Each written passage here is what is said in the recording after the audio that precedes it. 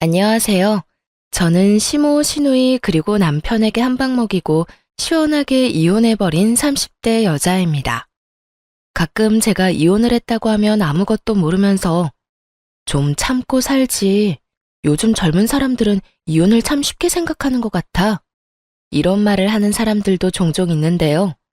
그런 말을 들을 때마다 저를 생각해서 해주는 말인 줄 알지만 고구마 100개를 먹은 것처럼 답답한 마음이 드는 건 어쩔 수 없는 일인 것 같아요.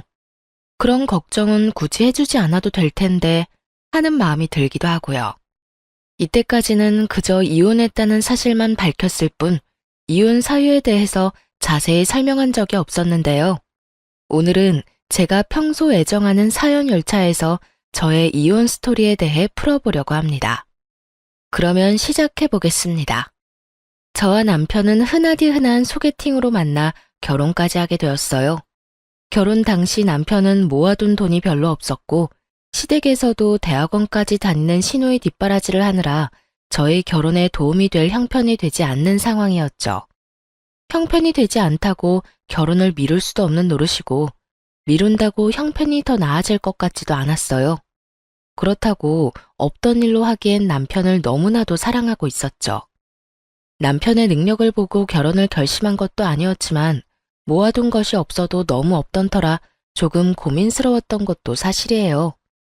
이런 저의 마음을 알았는지 엄마가 선뜻 집을 내어주시더라고요. 딸이 고생하며 사는 것이 싫다고 하시면서요.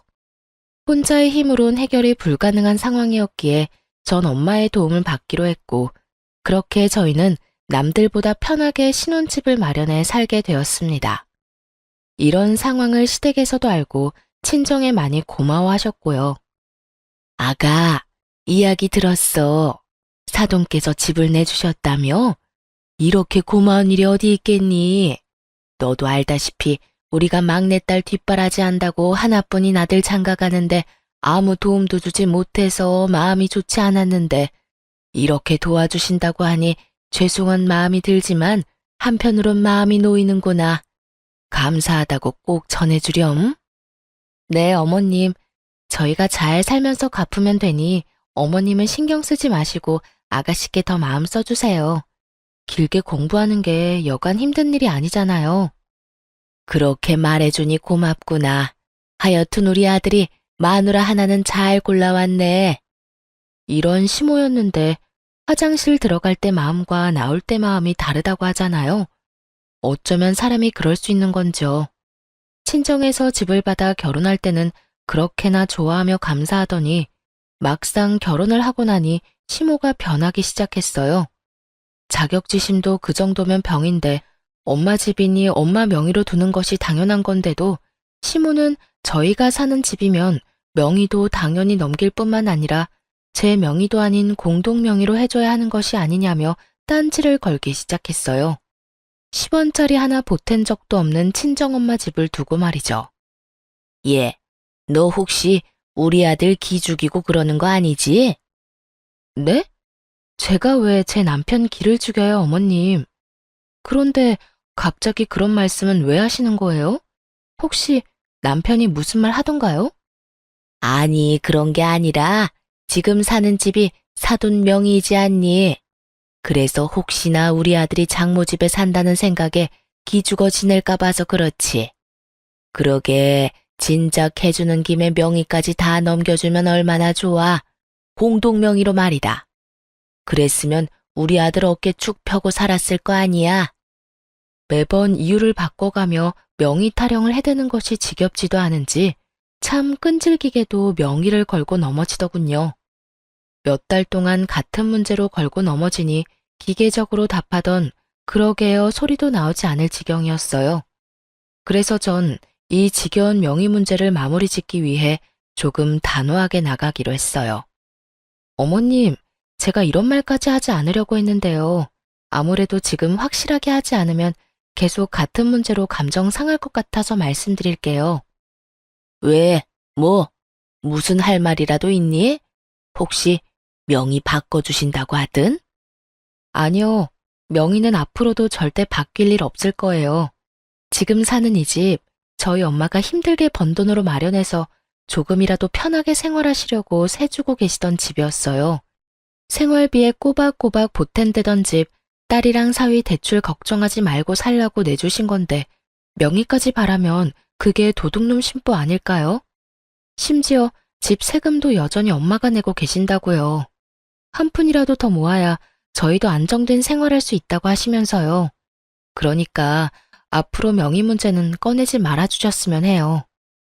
이렇게까지 말하면 양심에 찔려서라도 아무 말 못하겠지 했는데 시모는 제 생각보다 더 양심은커녕 생각조차 없는 사람이더군요. 무슨 말을 그렇게 하냐며 도리어 저에게 화를 내기 시작했으니까요. 아니 얘, 너 무슨 말을 그렇게 하니? 도둑놈 심보라니? 넌 내 아들이 도둑놈이란 이 말이니? 진명이 돌리라고 하는 내가 도둑년이란 이 말이야? 시집 온 지 얼마 되지도 않고 해서 될 수 있으면 큰 소리 안 내고 좋게 지내보려고 했더니 너 도저히 안 되겠구나. 아니 어머님, 제 말은 그런 말이 아니잖아요. 매번 전화하실 때마다 명의 문제로 열을 올리시니 어머님이 바라시는 일은 일어날 일이 없다고 알려드린 거예요. 다 됐고, 너 이번 주 주말에 집에 좀 오거라. 네가 할 일이 있어. 이러고 끊어버리는데 정말 사람 미칠 지경이더군요. 제가 노는 사람도 아니고 저도 엄연히 회사 생활을 하는 데다가 시댁까지 3시간은 넘게 걸리는데 특별한 날도 아니고 저를 골탕 먹이려고 하는 것이 뻔히 보이는데 이를 어쩐다 싶었어요. 저는 하는 수 없이 남편에게 이러한 사실들을 털어놓으며 남편에게 도움을 구하기로 했죠. 여보, 사실은 어머님께서 결혼하고 난 후로 계속 우리가 사는 집 명의까지 넘겨받아야 하는 거 아니냐고 하셔. 그것도 공동명의. 그게 당신 기 세워주는 일이라면서 하시는데 내가 매번 그건 좀 곤란하다고 해도 늘 같은 말만 하시네. 그랬어? 그런 일이 있었으면 진작 말을 하지 그랬어. 엄마도 참 욕심이 과하셨네. 당신 걱정되는 마음에 그렇게 말씀하시는 거 알겠는데 이번에 또 전화와서 그러시길래 그건 안 되는 일이라고 좀 단호하게 말했더니 주말에 집에 오라고 하시더라고. 할 일이 있다면서. 어떻게 하지? 어떻게 하긴 뭘 어떻게 해. 가면 혼은 혼대로 나고 일은 일대로 할 게 뻔한데. 가지마. 내가 엄마한테 전화해서 일 있다고 잘 말할게. 당신 회사에 중요한 일 맞아서 주말에도 일 나간다고 하면 돼. 그러면서 당신이 요즘 나한테 여러모로 신경 많이 써준다고 슬쩍 흘리면 엄마도 마음 풀릴 테니까 너무 걱정하지 마. 고마워. 고맙긴 내가 미안하지. 엄마가 괜히 당신 귀찮게 해서 앞으로 그런 말 안 나오게 내가 잘 말해볼게. 이때까진 남의 편이 아닌 제 편이었던 남편은 호언장담한 대로 시모를 잘 구워 삶은 모양이었어요. 다음날 시모에게서 다정한 목소리로 주말에 바쁘면 굳이 오지 않아도 된다는 전화를 받았거든요. 이로써 더는 시댁 일로 신경 쓸 일이 없겠거니 했는데 글쎄 더 큰 문제가 저를 기다리고 있더군요. 그건 바로 시누이였어요. 시누이는 철딱서니가 없어도 그렇게 없을 수가 없었는데 가끔 시댁에 갈 때마다 제가 본 시누이의 모습은 저희가 오든 가든 인사도 하지 않는 것은 기본이었고 방에서 온종일 뭘 하는 것인지 방은 엉망진창 그런 난리도 또 없더군요.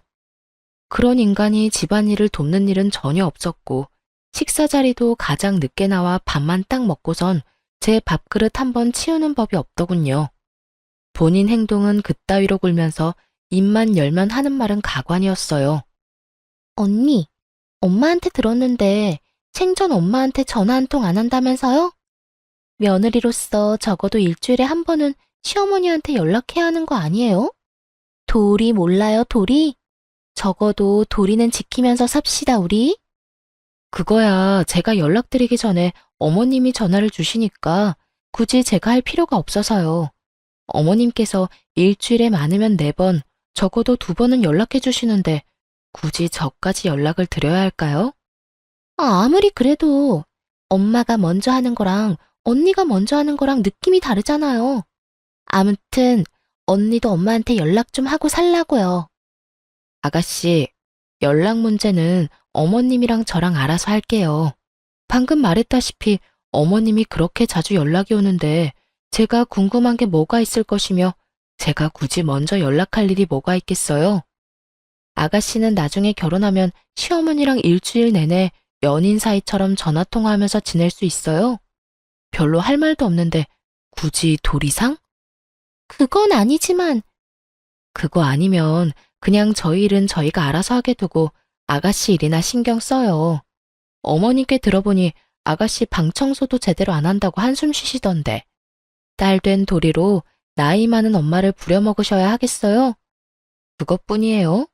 매번 올 때마다 밥그릇 한 번 치우는 모습을 본 적도 없고 자기가 먹은 밥그릇 설거지통에 담는 게 힘든 일은 아니지 않나요?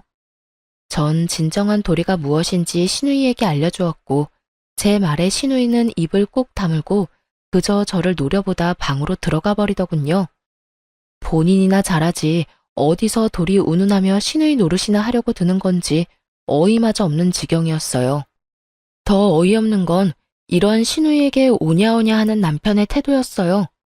여동생이 정신을 못 차리고 버릇없이 굴면 남편이라도 나서서 한 소리 해야 할 텐데 이래도 최고 저래도 최고. 남편은 그저 여동생이 죽으라면 죽는 신용까지라도 할 태세였습니다. 그러던 어느 날 일이 터지고야 말았어요.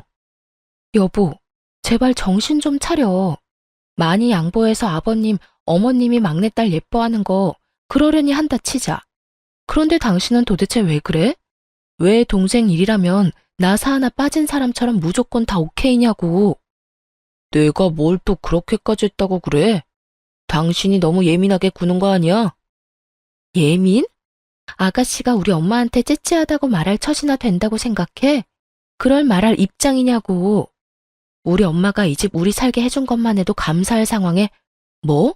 그까지 집 명의 넘겨주는 게 뭐가 대수라고 째째하게 집 깔고 앉아서 집 있는 유세 부리냐고? 그게 나이도 어린 아가씨가 할 말이야? 네, 맞아요. 시누이는 저와 남편이 있는 자리에서 저딴 말들을 아무렇지 않게 짓거렸고 그런 시누이의 말에 시부모들은 물론 남편마저 고개를 끄덕이며 동조하고 앉았더군요. 이미 시모와도 다 끝난 문제였고 하물며 남편 놈도 그런 시모가 심했다고 해놓고선 막상 시누이가 이야기를 꺼내니 시누 말이 다 맞다며 고개를 끄덕이는 꼴이라니 집으로 돌아오는 길에 너무 화가 나 남편에게 따져 묻게 된 것이었죠. 제가 이렇게 따지면 사과라도 하겠지 싶었는데 남편 놈이 뭐라는 줄 아세요? 올바른 말 하는데 나이가 무슨 상관이야? 말이야 바른 말이라고. 오늘 지연이가 하는 말 들어보니 틀린 말 하나 없던데 뭘. 지연이 말처럼 장모님이 이왕 집 내주신 김에 명의도 같이 내주셨으면 얼마나 좋아. 당신도 내신 명의까지 넘겨주실 거라 바랬던 거 다 알아. 이러는 거 있죠? 그전까진 시모의 과한 욕심이라고 하던 사람은 어디로 갔는지 여동생이 그딴 식으로 한 말을 옹호라고 나서는 꼴이라니.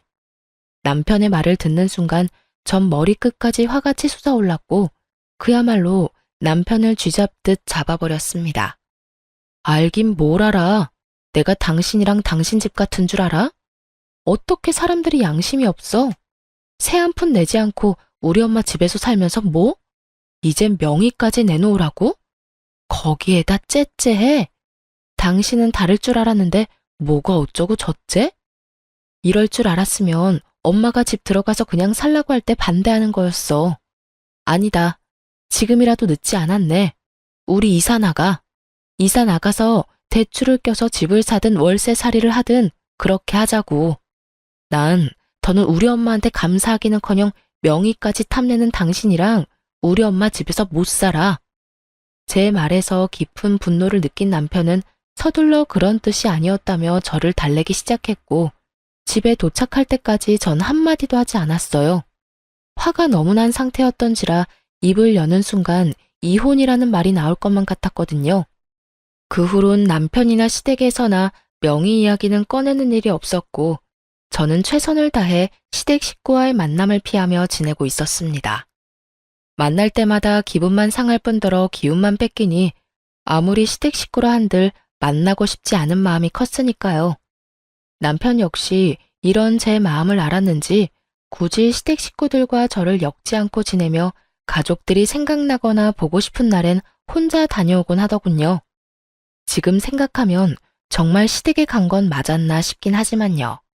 하여튼 그렇게 저에겐 평화롭던 어느 날 남편이 제 눈치를 살피는가 싶더니 어렵게 이야기를 꺼내놓더라고요. 여보, 저기 할 말이 있는데 시간 있어? 무슨 말이길래 이렇게 뜸을 들여? 왜? 무슨 일 있어? 그게 다른 게 아니라 지연이가 서울에 온다네? 며칠 지내고 간다나 봐. 아가씨가? 왜? 며칠이나? 한 3일 정도? 놀러 오는 게 아니라 취업 때문에 여기저기 자리 알아본다고 올라온다는데 우리 집에서 좀 지내면 안 돼? 평소 시누이가 집에서 어떤 꼴로 지내는지 뻔히 아는데 저희 집에 들일 순 없는 노릇이었죠. 하물며 서로 앙금도 남아있던 터라 더욱 집에서 지내게 하고 싶진 않더라고요. 누군 고작 3일이라고 할 수도 있겠지만 저에겐 그 3일이 지옥 같을 것이라 믿어 의심치 않았기에 저는 고민할 것도 없이 남편에게 이렇게 말했어요. 당신도 알지? 그때 일로 아가씨나 나나 아직 앙금 남아있는 거. 거기에다 그때 아가씨 그 말 때문에 우리 크게 싸우기까지 했었어. 그런데 우리 집에 아가씨를 3일이나 지내게 하자고? 난 싫어. 절대 싫어. 그리고 아가씨 자기 손으로 뭐 하나 할 줄 아는 것도 없잖아. 나보고 회사 일에 당신 뒷바라지 하는 것도 모자라 아가씨 뒷바라지까지 하라고? 아, 싫어. 여러모로 다 싫어. 그러면 어떻게 해? 서울에 친구도 없다는데. 그러지 말고 당신이 이번 한 번만 양보해줘. 한 번이 2번 되고 2번이 3번 되는 법이야. 난 싫으니까 정 안 되겠으면 호텔이라도 보내든가. 아마 모르긴 몰라도 아가씨는 우리 집보다 호텔이 더 좋다고 할 거다. 왜? 사진 찍어서 인스타 올리고 이런 거 좀 좋아해? 그런가? 하긴 그럴 수도 있겠네. 괜히 우리 집 와서 당신하고 또 싸우기라도 하면 생각만 해도 피곤하다. 그러면 나 지연이 호텔비 결제해 줄 테니까 결제 내역에 호텔 있어도 괜한 오해하지 마. 알겠어. 오해 같은 거 절대 안 할 테니까 집으로나 데리고 오지 마. 그렇게 시누이는 3일 동안 호텔에서 지내게 되었고 저의 예상대로 시누이는 섭섭해하기는커녕 호텔에서 지내는 3일 동안 아주 만족하며 지냈다고 하더군요. 하긴 돈이 얼만데 싫다고 할 수 있겠어요. 그 뒤로도 종종 시누이가 면접 때문에 서울로 올 때면 호텔에서 지내게 되었고 그럴 때마다 남편이 달려가 결제를 해주곤 했어요. 생각보다 그 지출이 커 아까운 마음이 없었던 건 아니었지만 집으로 데리고 와 서로 얼굴 붉히고 괜한 에너지 쏟는 것보단 나은 것이라 생각했기에 그저 지켜만 보고 있었죠. 그런데 아무리 취업 때문이라고는 하지만 시누이가 너무 자주 올라온다는 생각을 지울 수가 없더라고요. 처음엔 결제만 해주고 오던 남편도 시누이가 오는 날엔 함께 저녁을 먹는다며 늦기 시작하더니 어느 순간부턴 함께 면접 준비를 한다며 외박을 하는 날도 종종 생기더군요. 그날 역시 그런 날이었어요. 여보, 오늘 지연이 오는 거 알지? 매번 면접에서 떨어지고 지연이가 요즘 힘들어해. 그래서 하는 말인데 오늘도 지연이랑 있으면서 면접 연습 좀 하려고. 그러면 오늘도 안 들어오는 거야? 아마도. 될 수 있으면 늦게라도 오겠지만 혹시 모르는 일이니까 기다리지 마. 알겠지? 고생해. 괜히 아가씨 호텔로 보냈나? 집에서 지냈으면 당신이 이렇게까지 고생 안 해도 되는 건데. 아니야. 당신 말대로 집에서 지냈으면 내가 더 힘들었겠다 싶기도 해. 당신이랑 지연이 서로 안 맞는 건 사실이잖아. 나도 지연이랑 당신이랑 다투기라도 하면 무턱대고 당신 편을 들 수도 없고 호텔에서 지내는 게 여러모로 좋은 결정이었어. 그러니까 그런 신경 쓰지 말고 퇴근하고 와서 푹 쉬어. 알겠어. 조금 미안하더군요. 남편의 외박이 잦아지며 쎄한 기분이 들었는데 저렇게까지 저를 신경 써주고 있었다니 괜히 미안한 마음이 들기도 하더라고요. 그런 마음이 들자 그래도 시누이가 취업 좀 해보겠다고 서울까지 와서 저 고생을 하는데 언니라는 사람이 마냥 손 놓고 있는 것도 좀 아니란 생각도 들었고요. 그래서 전 퇴근 후 호텔로 찾아가게 되었습니다. 평소 남편이 시누이가 올 때마다 결제해주던 호텔을 알고 있었던 터라 호텔로 찾아가 남편에게 전화를 걸었지만 전화를 받지 않더라고요. 바쁜가 하는 마음에 시누이에게 전화를 걸려는 순간 남편의 뒤통수가 보이더군요. 시누이가 아닌 낯선 여자와 끌어안다시피 어깨동무를 하고 걸어가고 있는 남편의 뒤통수가요. 그 순간 저는 정말 이성의 끈을 놔버렸고 그대로 두 연놈에게 말 그대로 돌진을 하고 말았습니다. 야, 그 여자가 네 여동생이냐? 저는 소리를 질러버렸고 저를 발견한 남편은 많이 당황한 듯 뒷걸음질을 치며 말까지 더듬고 있더군요. 여보, 여길 어떻게, 그게 어떻게 된 일이라면, 그게 말이지. 현장에서 딱 걸렸으니 무슨 변명이 필요하겠어요? 아니, 무슨 말이 생각이나 나겠습니까? 남편은 어떤 말도 생각이 나지 않는지 그저 같은 말을 반복하며 저를 보고 있더라고요. 그래, 무슨 할 말이 있겠어. 이렇게 현장에서 딱 걸렸는데 말이야. 언제부터니? 도대체 언제부터 바람 피우고 돌아다녔냐고. 그리고 바람을 피우려거든 들키지나 말지. 떡하니 아가씨가 드나들던 호텔에서 이러고 싶니? 내가 찾아올 거란 생각은 전혀 하지 못한 거야. 그 머리로 어떻게 대학은 가고 어떻게 취업을 했니? 저는 고래고래 소리를 질러댔고 그 순간 상간녀는 제 눈치를 살핀다 싶더니 도망치려 자세를 잡고 있더군요. 그래서 그냥 도망치게 뒀냐고요? 그럴 리가요. 뒤를 돌아 금방이라도 달려나가려는 상간녀의 머리채를 그대로 확 잡아버렸어요. 야, 감히 어딜 도망가려고? 이 상황 수습은 해놓고 가야 할 거 아니야. 보아하니 하루 이틀 만난 사이는 아닌 것 같은데 두 사람 언제부터 만났니? 내 남편 언제부터 만났냐고. 이거 놓고 말해요. 머리카락 다 뽑힌다고요. 아, 진짜 쪽팔리게 이게 뭐예요? 이렇게 우악스럽게 굴지 말고 이거 놓고 대화로 하자고요. 교양 없게 이게 무슨 짓이에요? 교양? 교양 같은 소리 하네. 너는 교양이 철철 흘러넘쳐서 가정 있는 남자랑 호텔 오니? 내가 아는 교양은 그런 말이 아니었는데 요즘은 바뀌었나 보다. 그쪽 남편이랑 그런 사이 아니거든요? 그래. 거래처 사람인데 급하게 받아야 할 자료가 있어서 잠시 들린 거라고요. 여기 있다고 하길래 잠시 온 거라고. 아무것도 모르면서. 그러니까 얼른 놔달라고요. 아, 너희 회사에선 거래처 사람이랑 어깨동무도 하고 호텔 로비에서 뽀뽀도 하고 그러는가 봐. 왜? 이것도 아니라고 우겨보시지? 여기 CCTV 쫙 깔려 있거든? 너도 눈은 있지? 여기도 저기도 CCTV 달려있는 거. 이게 잘못했다고 싹싹 빌어도 모자랄 판국에 뭐? 아무것도 몰라? 저는 미친 소리를 짓거려대는 상간녀의 머리채를 잡고 흔들어버렸고 벙쪄있던 남편놈이 이러다 상간녀 잡겠다 싶었는지 급하게 저를 저지하고 나서더군요. 여보, 그만해. 이러다 사람 잡겠어. 내가 다 설명할 테니 우선 이 사람 보내고 집에 가. 집에 가서 이야기하자고. 남편은 필사적으로 제 소나기에서 상간녀를 떼놓았고 제가 그런 남편을 노려보는 사이 상간녀는 걸음아 나 살려라 도망을 치더라고요. 저에게 머리채를 뜯기느라 내팽겨쳐진 가방도 챙기지 못하고요. 전 그런 상간녀의 가방을 챙겨 집으로 돌아와 버렸고 남편 역시 그런 저의 뒤를 따라 집으로 들어오더군요.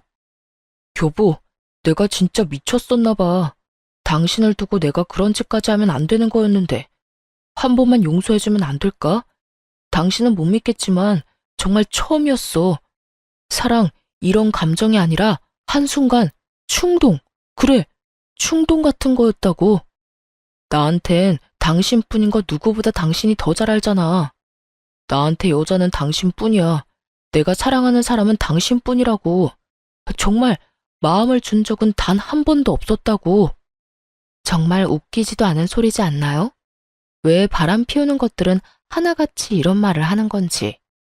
어디 외도 학원이라도 다니는 것인지 남편은 외도를 저지르다 들킨 인간들의 단골 대사들을 줄지어 읊어대기 시작하더군요. 다른 건 몰라도 폭력, 외도, 도박은 절대 고칠 수 없는 병이라고 생각하던 저였기에 두말할 것 없이 이혼을 말하게 되었죠. 이제 와서 사랑? 마음은 준 적 없어? 그 말을 내가 어떻게 믿어? 당신이 당신 동생 핑계대면서 외박한 적이 몇 번인데. 다 됐고 이혼해. 이혼이라니. 어떻게 이런 일 한 번 있었다고 이혼하자는 말을 할 수가 있어? 넌 바람 피운 게 이런 일이라고 가볍게 이야기할 일이니? 넌 그런 줄 몰라도 난 아니야. 난 다른 건 몰라도 바람, 폭력, 도박은 절대 고칠 수 없는 병이라고 생각하는 사람이고, 당신한테도 이런 내 생각은 연애할 때부터 끊임없이 말했던 바야. 그렇게까지 했는데도 불구하고 당신이 이딴 짓까지 했을 땐 당연히 이혼 정도는 각오했어야지. 저는 단호했고 이런 저의 단호한 태도에 남편은 한 발 물러서더라고요. 물러설 수밖에 없었죠. 제가 남편이 도착하기 전 미리 싸두었던 남편의 짐을 현관문 밖으로 던져버렸으니까요. 당신 지금 너무 흥분한 것 같다. 그래, 너무 흥분해서 당신이 지금 무슨 말을 하고 있는지도 모르는 것 같은데 나중에 이야기해. 나중에 흥분 좀 가라앉고 나면 그때 이혼이든 뭐든 이야기하자고. 이렇게 말한 남편은 집을 나가버렸고 그런 남편의 뒷모습을 보며 정말 배신감에 치가 떨리는 기분이 무엇인지 알 것 같더군요. 잠깐이라도 저딴 인간한테 미안함을 느낀 제가 한심스럽기도 하고 왜 단 한 번도 저런 남편을 의심하지 못했을까 하는 마음이 들기도 하고요.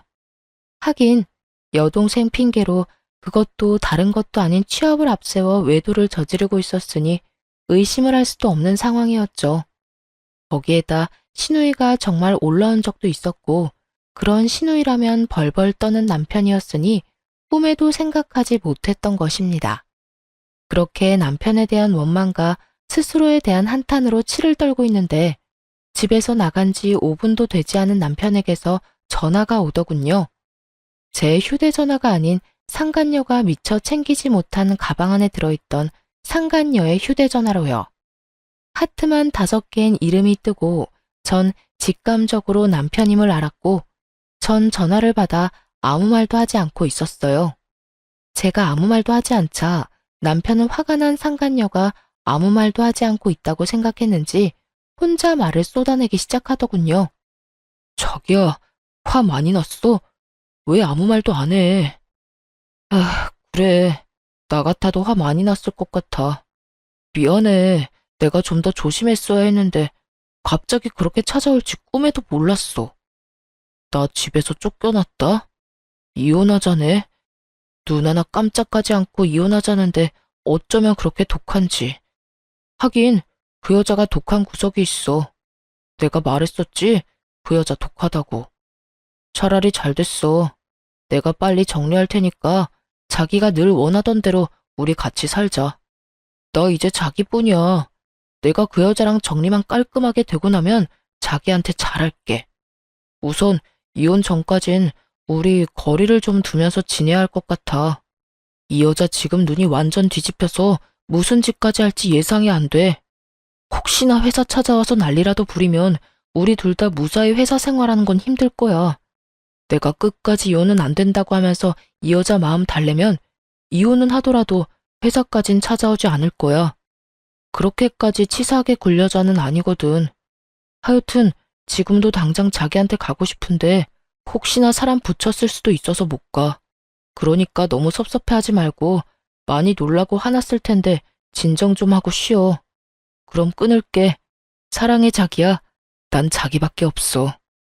끝까지 절절한 남편의 고백을 듣고 있자니 덜덜덜 떨리던 치가 촥 가라앉는 느낌이 들더군요. 머리가 확 맑아졌다고나 할까요? 배신감에 마비되었던 이성이 제자리를 찾으며 정신이 또렷해졌어요. 전 상간녀의 가방을 살펴보기 시작했고 남편의 회사명이 찍힌 볼펜부터 물티슈까지 나오더군요. 남편의 말과 회사명이 찍힌 물건들을 보아하니 상간녀는 절대 거래처 사람이 아닌 같은 회사 동료일 거란 확신을 하게 되었어요. 다음 날 전 상간녀의 가방을 챙겨 남편의 회사로 갔고, 아니나 다를까 저의 확신처럼 남편 대신 상간녀가 남편의 부서에서 저를 반겨주더군요. 여길 어떻게, 여기서 이러지 말고 나가서 이야기해요. 당신 남편도 지금 여기 없다고요. 지금 아침 회의 들어가서 여기 없어요. 그러니까 나가서 이야기하자고요. 저를 본 상간녀는 저를 잡아 끌며 속삭이기 시작했고, 전 그런 상간녀의 팔을 뿌리치며 큰 소리를 내며 말했어요. 어제 머리채 잡힌 거로는 부족했어? 어디서 감히 내 몸에 손을 대? 왜? 오늘은 뺨이라도 한 대 때려줘? 외부인의 등장과 그 외부인의 입에서 나온 자극적인 말들, 사무실 안의 사람들의 이목을 주목시키기엔 부족함이 없는 조합이었죠. 그 조합에 보답하듯 사람들의 시선이 상간녀와 저에게 꽂히기 시작했고, 상간녀는 안간 힘을 쓰며 저를 설득하려 애를 쓰더군요. 그런 게 아니라 여긴 회사잖아요. 제가 다 잘못했으니까 제발 나가서 이야기해요. 누구 좋으라고 나가서 이야기해. 내 남편은 어디 갔니? 아, 네 애인이라고 해야 하나? 이게 무슨 상황인가 눈을 반짝이며 구경하던 사람들은 제 말을 듣자마자 저마다 놀라 탄성을 자아내기 시작하더군요. 손가락질하며 그럴 줄 알았다 하는 사람들도 있었고요. 이보세요.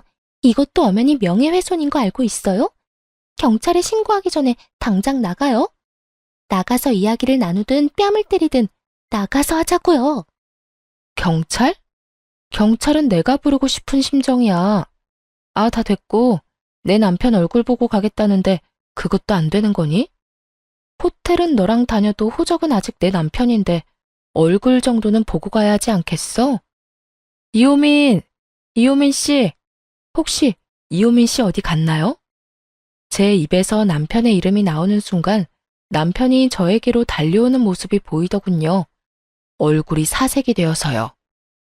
여보, 회사까지 찾아오면 어떡해? 내가 내 발로 오겠다는데 네가 무슨 상관이야? 그리고 내가 그냥 왔겠니? 네 애인 가방 주러 왔어. 어제 호텔에서 두고 간 가방. 아, 여기 안에 전용 휴대전화도 있었는데 몰랐지. 하긴 몰랐으니까 어제 전화로 그딴 말이나 짓거려댔겠지. 여보, 그럼 어제 나랑 통화한 게 당신이야? 다 듣고 있었던 거야? 그런데 왜 아무 말도 안 했어? 내 욕을 그렇게나 하는데 내가 무슨 할 말이 있겠어. 그렇게 싫어하는 줄도 모르고 참고 산 내가 바보 등신이지. 하여튼 이 가방 안에 우리 이혼 서류도 들었으니까 도장 찍어서 법원에서 봐. 그렇게 원하는 이혼 해줄 테니까 둘이 함께 알콩달콩 잘 살아봐. 그 행복 언제까지 이어질진 모르겠지만 그렇게 소원이라니 물러서 줘야지. 여보, 그 말을 다 진심이라고 생각하는 거야? 어제는 나도 화가 나서 그랬어. 다 진심일 리가 없잖아. 그리고 아무리 그런 상황이라도 그렇지 회사까지 찾아오면 어떡해. 이렇게까지 난장판을 치면 회사 생활 어떻게 하라고. 내가 이 와중에 니놈 회사 생활까지 걱정해줘야 해? 전현 회사 생활까지 걱정해줘야 하냐고.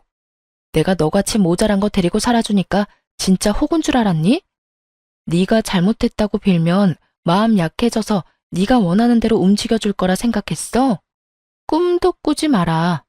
내가 이때껏 참고 산 건 니까지 것도 남편이었으니까, 니까지 걸 사랑했으니까 다 참고 산 거야. 이젠 나한테 사랑 같은 건 없어. 그러니까 나한테 다른 거 기대하지 말고 이혼 준비나 해. 전 냅다 소리를 질러버렸고 제 말을 듣고 있던 직원분들 중엔 저에게 감정이입을 과하게 하셨는지 우시는 분도 계시더군요. 그 사람들 사이에 손톱을 물어뜯으며 주변 눈치와 제 눈치를 살피는 상간녀와 눈이 마주치는 순간 저는 이렇게 말하고 그 자리를 떠났습니다. 너 상간녀 소송 준비해? 아주 잘 열심히 준비하는 게 좋을 거야. 내가 너도 가만두진 않을 거니까. 그렇게 무사히 이혼 통보와 함께 회사에 소문내기를 마친 저는 변호사를 만나며 이혼 준비에 정신없는 날들을 보내고 있었어요. 이혼 결정만 하면 당장이라도 이혼할 수 있을 줄만 알았는데 현실은 그렇지 않더라고요. 특히나 남편은 이혼에 협조적이지 않았고 상간녀 역시 쉽게 인정하지 않았어요. 그렇게 점점 지쳐가는 사이 저의 전투력을 다시금 일깨워주는 연락을 받게 되었어요. 그 상대는 바로 신우이였어요. 언니, 오빠 무슨 일 있어요? 오빠를 왜 나한테 물어요? 오빠를 언니한테 묻지, 그러면 누구한테 물어요? 여전히 되바라진 신우이의 말을 듣고 있자니 남편 놈이 아직 시댁엔 아무 말도 하지 않았구나 싶더라고요. 이 꼴을 보기 싫어서라도 제 입으로 다 말을 해버릴까 싶기도 했지만 그래도 이런 건 본인 입으로 해야 한다 싶은 마음에 조금 참기로 했죠. 오빠 바쁠 거예요. 요즘 이런저런 일이 많아서 정신 없을 거예요. 왜요? 무슨 일 있어요? 급한 일이면 회사로 전화해 보든가요. 급하긴 한데 회사까지 연락할 일은 아니고, 그냥 언니한테 말할게요. 저 드디어 취업이 됐는데 오빠 집이랑 가깝더라고요. 한 번에 가는 교통편도 있고. 그래서 말인데 저 따로 지낼 곳 구할 때까지 오빠 집에서 지내도 되죠? 한 달 정도면 되지 않을까 싶은데. 역시는 역시다 싶더군요. 어쩌면 처음부터 끝까지 이리도 당당하게 사람 속을 뒤집어 놓을 수가 있는지 전 당연히 안 된다고 했고 신우이는 개거품을 물며 따지기 시작했어요. 하루도 절대 안 되는 판국에 한 달이요? 될 거라고 생각하는 건 아니죠? 혹여나 그런 기대 같은 거 하는 거면 버려요. 난 절대 내 집에 아가씨를 들일 생각 따윈 없으니까. 그러니까 받을 때까지 오빠한테 전화해서 그 잘난 아가씨 오빠랑 상의해요. 애먼 사람 괴롭힘을 생각하지 말고. 말 진짜 섭섭하게 하네. 언니, 오빠만 가족이에요? 언니도 엄연히 저랑 가족이잖아요. 이럴 땐 가족끼리 발벗고 서로 돕고 사는 게 도리라고요. 평소에 저를 언니 취급이라도 해줬으면 몰라 저만 봤다 하면 지나가는 개만도 못한 취급을 하던 신우이가 저딴 말을 짓거려대니 그것 참 어이가 없어 웃음이 다 나오더군요. 그 와중에 또 도리 어쩌고 하는 꼴이 잠시 사그라들었던 저의 복수 의지를 불태우기도 했고요. 이 골빈 신우이를 어떻게 해야 하나 고민하는데 저의 고민을 덜어주려는 듯 신우이가 친히 해결책을 내놓더군요. 언니, 다 됐고, 언니가 그렇게 싫다고 하니 그냥 호텔로 갈게요. 매번 지내던 호텔 알죠? 거기서 한 달 지내면서 집 알아보면 되겠네. 호텔이요? 한 달? 그 돈이 얼만 줄이나 알아요? 한두 푼도 아니고 괜찮겠어요? 호텔비? 그건 언니가 줄 거잖아요. 집에도 못 오게 했으면 적어도 비용이라도 지원해줘야 하는 게 도리 아니에요? 호텔도 처음엔 혼자 있으려니 무섭기도 하고 그랬는데 생각해보니까 언니 집보단 호텔이 더 편할 것 같아요. 청소해줘, 밥 줘. 무엇보다 돈이 비싸서 그런가? 침대가 너무 좋은 거 있죠? 대단하지 않나요? 저한테 돈을 맡겨둔 것도 아니고 어쩌면 이리도 당당하게 지원이란 말을 쓸 수가 있는 것인지 심지어 지원해줄 사람은 지원할 생각도 한 적이 없는데 말이죠. 여기까지만 해도 어이가 없는데 신우이는 쉬지 않고 그 다음 계획을 털어놓고 있더라고요. 집도 사실은 봐둔 집이 있긴 한데 보증금이 비싸서 그렇지 월세는 꽤 괜찮더라고요. 그냥 거기로 계약할까 싶은데 언니가 보증금은 도와줄 거죠? 1,000만 원 정도면 될 것 같아요. 가족 좋은 게 뭐예요? 이럴 때 돕고 살아야 하지 않겠어요? 언니 시집 올 때 나한테 해준 거 아무것도 없으니까 그걸로 퉁칠게요. 그럼 언니만 믿고 계약해요. 이러고 전화를 뚝 끊어버리더군요. 그 예의란 밥 말아먹은 전화 예절이 이럴 땐 참 고맙더라고요. 통화가 조금만 더 길어졌다간 이혼 소송 중이란 말을 털어놓으며 나와는 상관없는 일이니 다신 이런 일로 전화하지 말란 말을 하기 직전이었으니까요. 그렇게 전 신우이가 제 무덤 스스로 파는 짓거리를 방치한 채 이혼을 성공리해하게 되었습니다. 결혼하며 쓴 돈들은 거의 회수하고도 남을 위자료와 상간녀에게까지 위자료를 받고 이혼하게 된 것이죠. 그 정도 위자료까진 기대하지 않았는데 다 출중한 변호사분 덕분이었죠.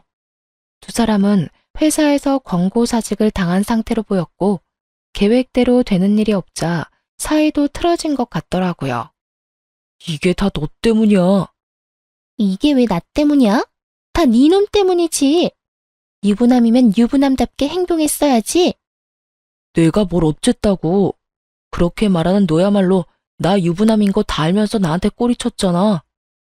말술을 마시면서 맥주 한 잔 먹고 어지럽다고 하질 않나. 호텔 구경을 하고 싶다고 하질 않나. 내가 미쳤지. 이런 상여인 줄도 모르고 넘어간 내가 한심한 놈이지. 그러게, 누가 넘어오래? 좋다고 넘어온 사람이 누군데. 그리고 너만 손해가 막심한 줄 알아? 나도 마찬가지다 이거야. 내 나이가 몇 살인데. 회사 잘린 것도 모자라 상간녀 딱지까지 어떻게 책임질 거야? 내가 왜 책임져? 자기 인생은 스스로 책임지고 챙기고 살아야지. 하여튼 소송만 끝나면 다신 보지 말자. 니년만 보면 화가 치밀어 오른다고. 어쩌다 니년 같은 걸 만나서 내 꼴이 이렇게 됐나 해서. 이렇게 네가 잘했니 내가 잘했니 싸우는 꼴을 종종 보이곤 했으니까요. 이것만으로도 통쾌한데 더 통쾌한 일이 저를 기다리고 있더군요. 이혼하고 난 후 전 남편이 이혼 소식을 시댁에 전했는지 화가 잔뜩 난 전 시누이에게서 연락이 왔더라고요. 언니, 이혼했다는 거 사실이에요? 왜요? 왜 이혼했는데요? 내가 그런 것까지 너한테 말해야 하니? 내가 왜? 너, 지금 너라고 했어요? 아, 이혼했다 이거예요? 됐다 됐어. 그깟 호칭이 뭐라고. 다 됐으니까 이혼했어도 내 호텔비랑 보증금은 해줄 거죠? 나 방 계약도 다 했단 말이에요. 아이 참, 왜 이혼하고 난리야? 왜 나한테 한마디 상의도 없이 이혼하냐고. 간도 크다 했어요. 저는 이러다 할 대답도 하지 않았는데 덜컥 방부터 계약했다고 난리를 부려대더군요. 거기에다 한 달이 남짓한 시간 동안 정말 호텔에서만 쭉 지낸 듯 했고요. 내가 왜? 내가 언제 해준다고 했었나? 그리고 아주 만약에 내가 이혼 안 했더라도 네 호텔비는커녕 보증금 따위 줄 생각은 전혀 없었어. 그런데 지금 이 상황에 내가 왜 너한테 돈을 주겠니? 꿈 좀 깨라. 이제 와서 그렇게나 하면 어떡해요. 지금 쓴 돈이 얼만데. 그러지 말고 호텔비는 오빠한테 달라고 할 테니까 보증금이라도 좀 해달라고요. 마지막 선물. 그래, 마지막으로 나한테 주는 선물이라고 생각하면 되겠네. 마지막 돌이라고 생각하고 오빠한테 받은 위자료로 딱 보증금만 해줘요. 해달라고요. 아, 해달라고. 이러면서 악을 쓰기 시작하는데 도저히 좋은 말론 말이 통하지 않겠더라고요. 제 입 더러워지는 것이 싫어 험한 말은 하고 싶지 않았는데 하는 수 없겠더군요. 이런 미친년이 있나? 야, 미쳐도 곱게 미쳐. 너 나한테 돈 맡겨놨어? 어디 빚쟁이처럼 돈 내놓으라고 이 난리야? 네가 쓰고 네가 쓴 돈 네가 알아서 해결해. 그리고 말끝마다 돌이 찾아대는데 그 좋아하는 돌이 너나 잘 지켜. 나이 먹고 자기 밥그릇 하나 씻을 줄도 모르고 자기 방 청소 한 번 제대로 한 적 없는 년이 어디서 감히 돌이 타령이야? 다시 한번 전화해서 돈 내놔라 하기만 해봐. 내가 네 회사까지 찾아가서 입사하자마자 잘리게 해줄 거니까. 알겠으면 끊어. 제 말이 통했는지 그 뒤론 연락 같은 건 오지 않더라고요. 얼마나 통쾌했는지 모릅니다. 제 입까지 더럽힌 것이 못내 찝찝하긴 했지만 어찌되었든 할 말은 다 했으니까 그걸로 됐다 싶었어요. 그렇게 그 질긴 인연도 끝일 거라 생각했는데 며칠 뒤 전 남편에게 연락이 와 득달같이 따지고 들더군요. 너 진짜 무슨 생각으로 그랬어? 나 엿먹이려고 그랬냐? 우리 지연이 엿먹이려고 그랬냐고. 이혼 소송 중이라고 말이라도 해줬으면 지연이가 계약까지는 안 했을 거 아니야. 이제 어떻게 할 거야? 호텔비야 내가 줬지만 계약금은 다 날리게 생겼다고. 이 지긋지긋한 인간은 끝까지 제 탓을 하며 물고 늘어지더군요. 하긴 이런 인간이니 외도나 저지르고 회사도 잘리는 게 아니겠어요? 전 그런 남편놈에게 한껏 비웃음 가득한 목소리를 내며 이렇게 말해주었어요. 동생이라는 년이나 오빠라는 놈이나 쌍으로 미쳤구나. 정신 차려. 호텔에서 돈 쓴 것도 네 동생, 생각 없이 덜컥 계약부터 한 것도 네 동생이야. 계약금 날리는 게 아까우면 네가 대출을 받든 장기를 팔든 해서 보증금 해주면 되는 거고, 그것도 안 되면 네 집에 말해. 나한테 이러지 말고. 뭘 잘했다고 나한테 그런 설명을 해라 마라 명령질이야? 내가 이혼할 판국에 그런 설명까지 친절하게 하리? 제발 정신 차리고 나한테 2번 다시 연락하지 마. 알겠어? 전화를 끊은 저는 그 지긋지긋한 인간들의 전화를 다 차단하며 비로소 전 남편과 전 시댁과의 인연의 마침표를 찍었습니다. 그 후 신혼집으로 지내던 집은 다시 세를 주고 전 친정에서 지내고 있습니다. 오만정이 떨어진 이혼이라고 한들 심적으로 너무 힘들더라고요. 그런 저에게 친정엄마는 함께 살자고 해주셨고, 저는 죄송하긴 했지만 엄마의 뜻을 따르기로 했습니다. 처음엔 엄마 역시 상심이 크시긴 하셨지만 그간 제가 어떻게 지냈는지 듣게 되시며 차라리 잘했다고 해주시더라고요. 그렇게 살다간 제 명대로 살진 못했을 거라고요. 전 여전히 회사에 다니며 잘 지내고 있어요. 이혼 이후 그간 꽉 막혔던 운이 트이는 듯 일도 잘 진행된다 싶더니 현재는 진급까지 앞두고 있어요. 일도 잘 풀리고 가정에서 스트레스 받을 일도 없으니 삶에 활력도 생기고 마음도 훨씬 여유로운 것이 왜 진작 이혼하지 않고 버티고 살았나 후회까지 되는 거 있죠. 이로써 저의 긴 사연도 끝이 났네요. 저의 긴 사연 함께 해주셔서 감사합니다.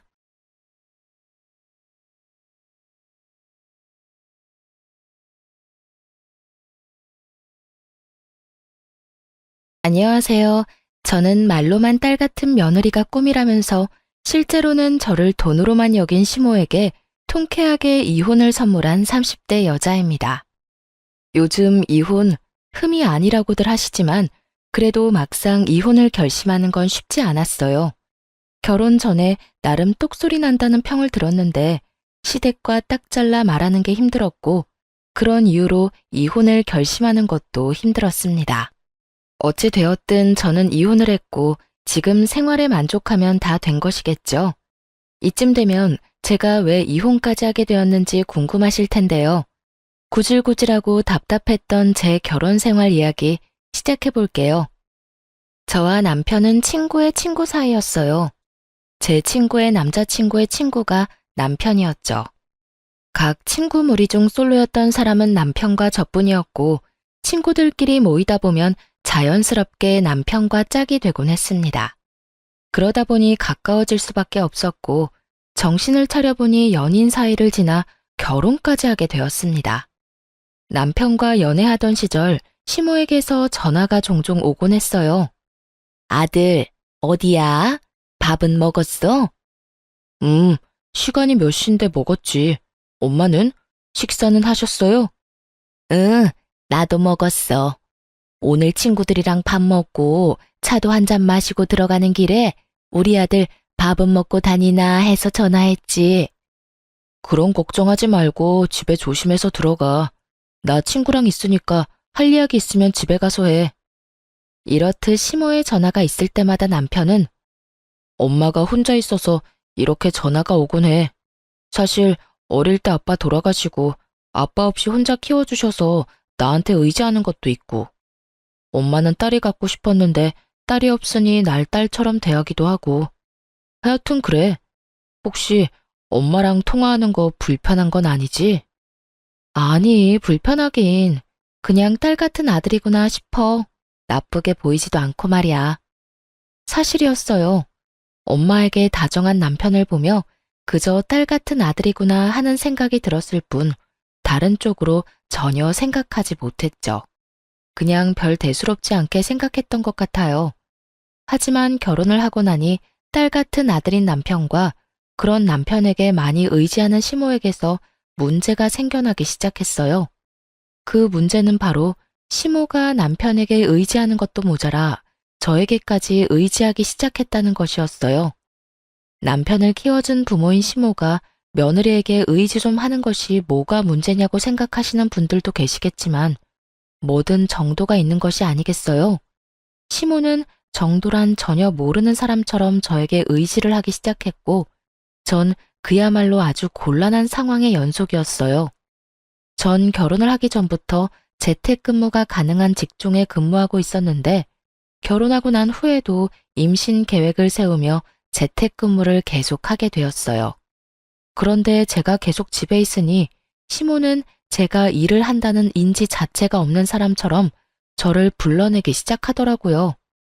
처음 몇 번이야 시모가 저와 친해지고 싶어서 그런가 보다 싶기도 했고 저 역시 시모와 가깝게 지낼 기회라 생각되어 잘 지내보려고 했어요. 하지만 시모의 의중은 제가 생각하는 것과 거리가 멀어 보였고 심지어 급하게 처리해야 하는 일이 있는데도 불구하고 막무가내로 약속을 잡고선 화를 내기 시작하는데 이건 아니라는 생각이 강하게 들기 시작하더군요. 아가, 오늘 개봉하는 영화가 있는데 같이 보러 가자꾸나. 일찍 만나서 영화 보고 점심 먹고 좋아할 겸 백화점도 한 바퀴 돌면 좋을 것 같지 않니? 아, 어머님, 오늘은 좀 힘들 것 같아요. 급하게 처리해야 할 일이 있어서요. 내일 하면 안 되니? 계속 기다리던 영화라서 꼭 오늘 보고 싶은데. 사실 진작 처리했어야 하는 일인데 어제도 그제도 어머님 만나느라 미뤘어요. 그래서 오늘까진 꼭 처리해야 할 것 같아요.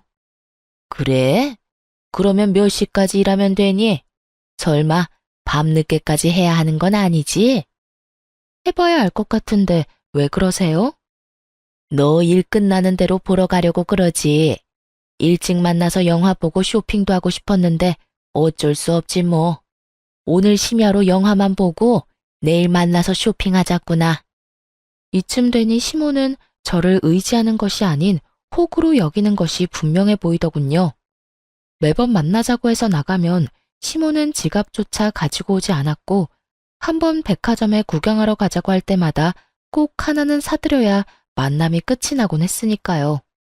하물며 제 스케줄을 비롯해 제 컨디션은 단 하나도 신경 쓰지 않고 오로지 본인만 생각하는 시모를 보며 이제 더는 끌려다니지 말아야겠다는 생각이 들더군요. 어머님, 아마 일 마무리하면 늦어질 것 같은데 마냥 기다리시는 것도 그렇고 저도 일 끝내고 나면 피곤할 것 같아서 좀 쉬려고요. 그러니 오늘 영화는 친구분이랑 보러 가시는 게 어떠세요? 친구? 네가 내 친구이자 며느리 아니니? 그런 네가 있는데 내가 누구랑 영화를 보러 가겠어? 그러지 말고 같이 가. 내가 기다리면 된다니까. 나 잘 기다릴 수 있어. 애도 아니고 빙빙 돌려 말해선 도무지 알아듣지 못할 것만 같더군요. 그래서 전 돌리지 않고 좀 더 직설적으로 말하기로 했습니다. 아니, 제가 너무 피곤할 것 같아서요. 밀린 일도 너무 많기도 하고 그거 다 처리하고 나면 아무래도 저도 좀 쉬어야 할 것 같아요. 집에 하는 일 해봤자 얼마나 힘들다고 그 유난인지. 그리고 정식 직원도 아니지 않니? 직원도 아니고 알바 나부랭이가 하는 일이 중요해봤자 얼마나 중요하다고 시어머니도 못 만난다고 하는 게야? 어머님, 저 아르바이트가 아니고 그저 집에서 근무하는 정직원이에요. 집에서 마냥 쉬는 게 아니라 출퇴근하는 개념처럼 해야 하는 일이 정해져 있다고요. 그러니까 그런 식으로 말씀하지 말아주세요. 그래? 그랬니? 그런 거였음 진작 말하지 그랬니? 그러면 친구들 불러서 가든가 하마. 친구를 부른다기에 이제야 말이 통하는 건가 하고 생각했어요. 하지만 뒤이어 나오는 시모의 말은 평소 시모가 저를 어떻게 생각했는지 잘 알 수 있게 해주더군요. 그래서 하는 말인데 나 용돈 좀 주려무나. 네? 용돈이요? 그래, 용돈. 친구들 만나서 영화도 보고 밥도 먹고 쇼핑도 하려면 돈이 있어야 하지 않겠어? 평소엔 너랑 다녀서 돈이 필요 없었지만 너는 바쁘다고 했잖니. 그러니 용돈이라도 줘야지. 계좌번호 보낼 테니 넉넉히 보내거라.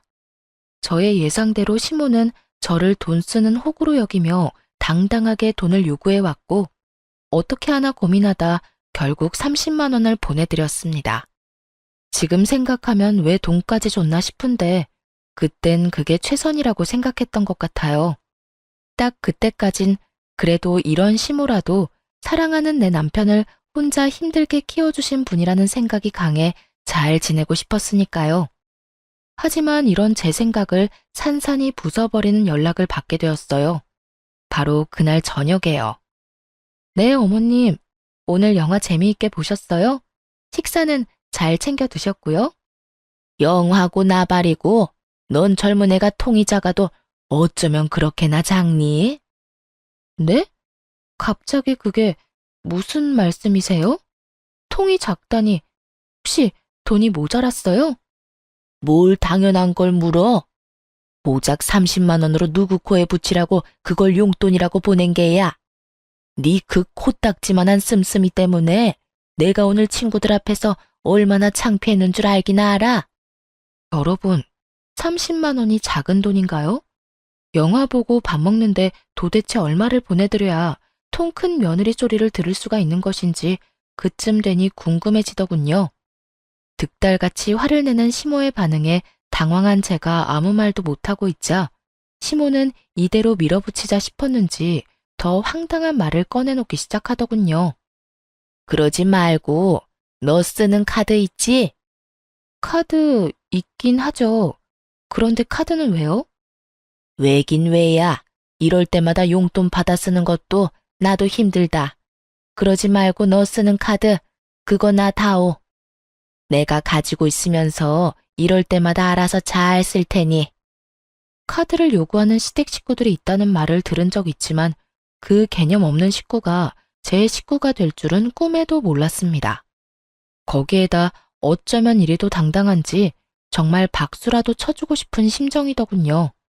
시모의 요구가 당당하면 당당할수록 전 그런 시모와 잘 지내보고자 하는 의지는 바닥을 향해 곤두박질 쳤고 기어이 시모의 입에서 지금 받으러 온다는 말이 나오고 나서야 모든 것을 내려놓게 되더군요. 너 집에 있지? 지금 받으러 가면 되니? 내가 가는 게 정 부담스러우면 퀵으로 보내거라. 아니면 카드만 택시 태워 보내든지. 뭐든 다 괜찮으니 오늘 내로 주기만 해. 아니요, 어머님. 오실 필요도 없고 제가 카드만 보내는 일도 없어요. 뭐라고? 그게 무슨 뜻이니? 설마 카드 못 준다는 말을 하는 거니? 네, 저는 카드 못 드려요. 애초에 드릴 마음도 없었고요. 뭐야? 그까지 카드 좀 주는 게 뭐 힘든 일이라고 그렇게 딱 잘라서 안 된다고 하는 게야? 어머님은 어떨지 몰라도 전 힘이 들어서 못 드릴 것 같네요. 저도 쓰는 카드를 어떻게 어머님을 드리겠어요. 하여튼 그런 줄 아시고 다신 카드 이야기는 하지 말아주세요. 그럼 저도 피곤해서 끊을게요. 이렇게까지 안 된다고 딱 잘라 말했지만 시모는 여전히 정신을 차리지 못하고 있었고 저를 보면 카드를 맡겨놓은 사람처럼 카드 타령을 해대더군요. 물론 그럴 때마다 전 절대 안 된다고 못을 박아버렸고요. 이런 상황에서 제일 어이없는 게 무언지 아세요? 저에게 말끝마다 카드 타령을 해대는 시모는 막상 남편에겐 아무런 요구를 하지 않는다는 거였어요. 용돈이나 카드 타령을 하기는커녕 준다는 용돈도 마다하고 나서기 일쑤였죠. 엄마, 용돈 이걸로 필요한 거 사 쓰세요. 아니야. 엄마 돈이 있어. 우리 아들이 어떻게 번 돈인데 이걸 엄마가 써. 뒀다가 우리 아들 필요한 데 있으면 써. 엄마는 정말 괜찮아. 이렇게 말하면서요. 자기 아들 돈은 아깝고 제 돈은 은행에서 돈 뽑아 쓰듯 쉽게 생각하는 시모를 바라보는 제 심정이 어떨지 짐작이 되시나요? 얄미운 것도 얄미웠지만 이해도 되지 않았고 문제도 많아 보였죠. 용돈이나 카드에 대한 요구가 계속되면 계속될수록 시모와 저의 사이는 멀어졌고 이러는 와중 남편은 중재를 한다며 저에게 헛소리를 늘어놓기 시작했어요. 여보, 엄마한테 대충 이야기 들었는데 그냥 카드 좀 드리면 안 돼? 당신이 카드 준다고 해도 엄마가 막 쓸 사람도 아니고. 카드가 정 찝찝하면 용돈을 달마다 주던가. 달마다 이런 이유 저런 이유 되면서 적게는 20만 원, 많게는 50만 원씩 가져가시고 있어. 어떤 달에는 도저히 입을 옷이 없다고 돈 내놔라. 어떤 달에는 몸보신 한다고 30만 원. 그건 용돈 아니야? 뭘 얼마나 더 달란 말이야. 아, 몰라. 난 이제 더는 못하니까 그렇게 주고 싶으면 당신이 줘. 카드를 주던지 용돈을 주던지 당신이 알아서 하라고. 당신 엄마는 왜 나한테만 그래? 당신 돈은 그렇게나 아까워서 벌벌 떨면서 왜 내 돈만 못 빼가서 난리냐고. 당신도 잘 알잖아. 우리 엄마 딸 같은 며느리에 대한 로망 같은 거 있었다는 거. 그래서 그런가 봐. 아들이 주는 용돈보다 며느리가 주는 용돈이 더 기분 좋고 그런가 보지. 그러니까 당신이 좀 이해해. 어차피 당신 돈이 내 돈이고 내 돈이 당신 돈인데 뭘 그런 거 가지고 기분 나빠해. 남편의 말도 안 되는 소리를 듣고 있는데 정말 이대로는 안 되겠다는 생각이 들더군요. 그래서 전 초강수를 두기로 했어요. 아, 그래? 그러면 당신 월급 카드 놔줘.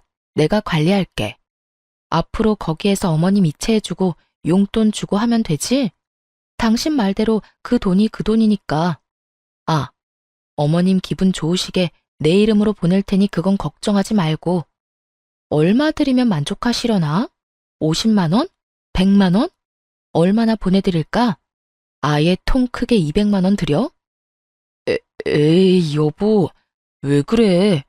200만 원씩이나 주면 나 생활은 어떻게 해? 그러지 말고 그냥 내가 엄마한테 잘 말해볼 테니까 당신은 신경 쓰지 마. 똑바로 잘 처리해. 괜히 중간에서 말 이상하게 해서 내 입장 곤란하게 만들지 말란 말이야. 그렇지 않아도 나하고 어머님 사이도 안 좋은데 당신까지 보내지 말라고. 걱정도 팔자다. 내가 알아서 잘 말할 테니 그런 걱정하지도 마.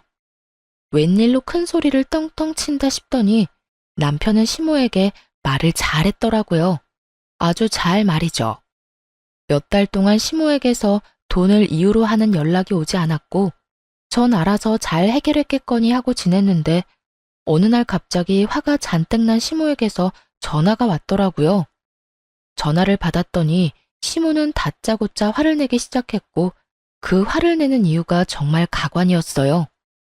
너 미쳤니? 미쳤어?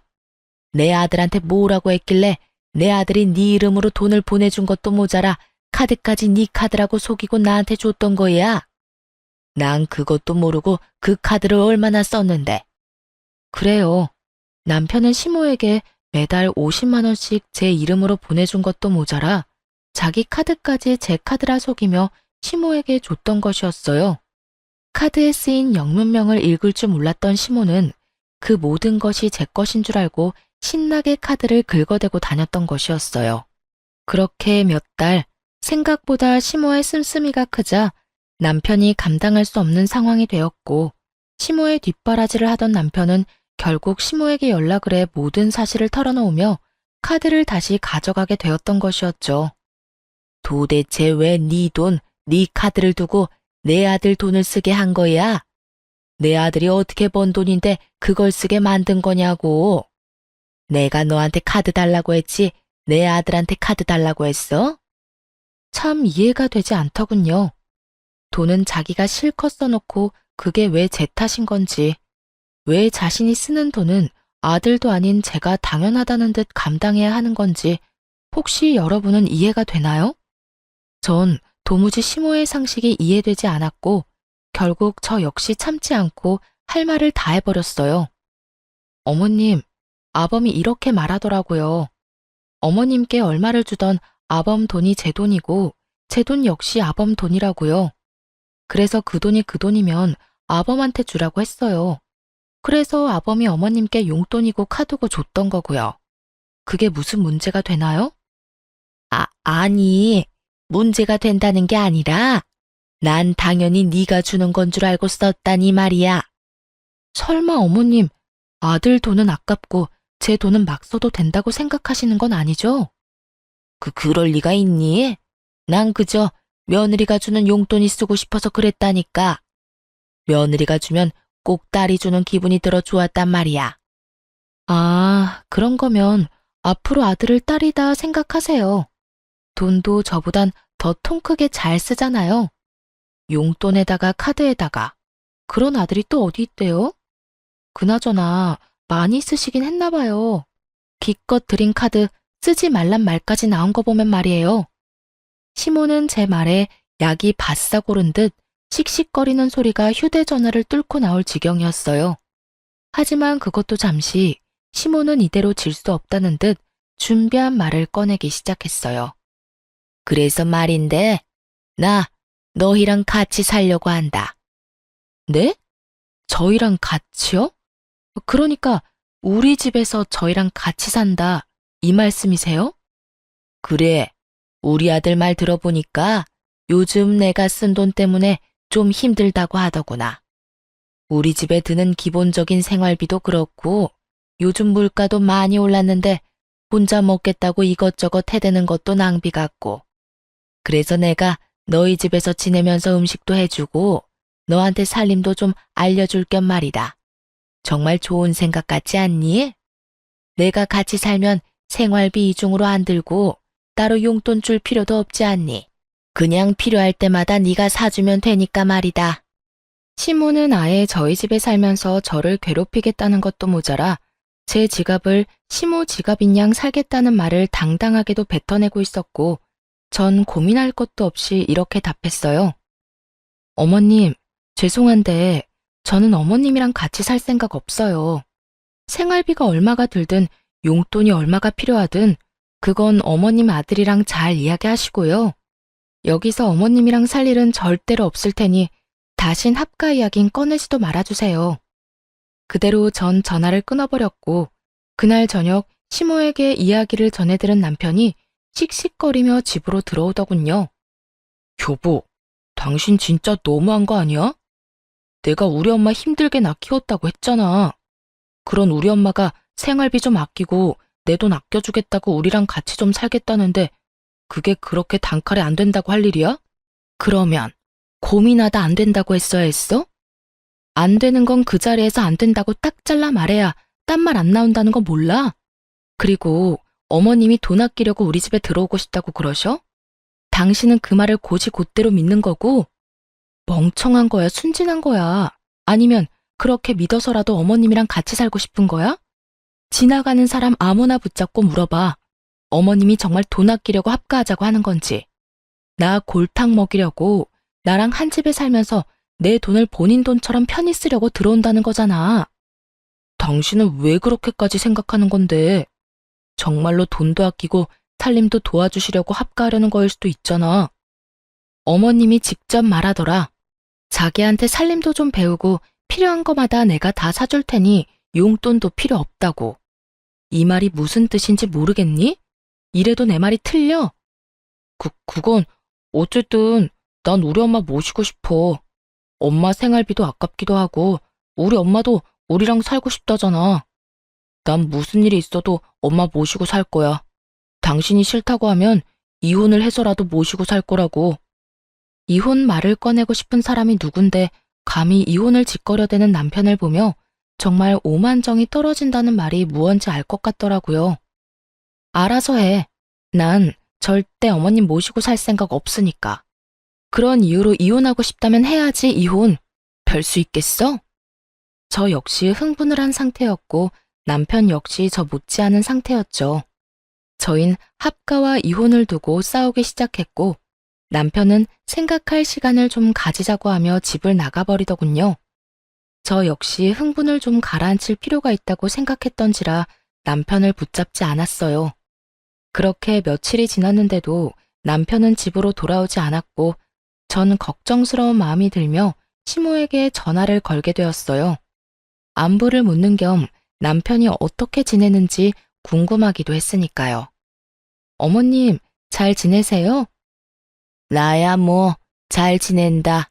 그나저나 무슨 일이니? 그간 전화도 잘 안 하더니. 왜? 집에 무슨 일이 있니? 우리 아들한테 무슨 일이 있어? 혹시 어디 아프니? 네? 아니요. 그동안 어머님께 전화도 못 드린 것 같고, 그때 전화도 그렇게 끄는 게 마음에 걸리기도 해서요. 어머님 잘 지내신다면 됐어요. 또 전화 드릴게요. 끼니 잘 챙겨 드세요. 그래, 너도 네 남편 좀 잘 챙기렴. 기죽이지 말고. 네, 알겠어요.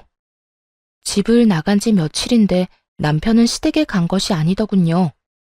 남편을 잘 모르는 사람이라면 부모 걱정시킬까봐 집으로 가지 않았나 보다 하겠지만 남편은 그럴 놈이 전혀 아니었기에 아무래도 꺼림칙한 기분을 저버릴 수가 없었습니다. 시모와의 통화가 끝난 후 전 남편의 퇴근 시간에 맞춰 회사 앞으로 찾아가게 되었고 남편이 어느 젊은 여자와 웃으며 나오는 모습을 보고야 말았죠. 평소라면 그저 회사 동료이겠거니 했겠지만 여러 상황으로 미루어 볼 때 이건 보통 일이 아니란 생각이 들더군요. 그래서 전 두 사람의 뒤를 조용히 밟게 되었고 아니나 다를까 회사에서 멀어진 두 사람은 다정한 연인의 모습을 하고 데이트를 즐기기 시작했어요. 전 그런 두 사람의 모습을 사진으로 남기며 뒤를 쫓았고 한참을 행복한 시간을 보내던 두 사람은 상간녀의 집으로 추정되는 빌라로 들어가더군요. 어쩐지 이혼 이야기가 쉽게도 나온다 싶었는데 그건 홧김이 아닌 믿는 구석이 따로 있었던 진심이었더라고요. 딱 보기에도 20대 초반의 사회 초년생으로 보이는 상간녀를 끼고 있으니 이혼하고 싶어 안달이 났던 것이었죠. 믿을 수 없는 현실과 배신감에 우는 것도 잠시였던 것 같아요. 빠르게 정신을 다잡은 저는 당연히 이혼을 마음먹게 되었고 두 사람의 뒤를 밟으며 찍은 사진들도 증거로 쓰기에 차고 넘치는 상황이었죠.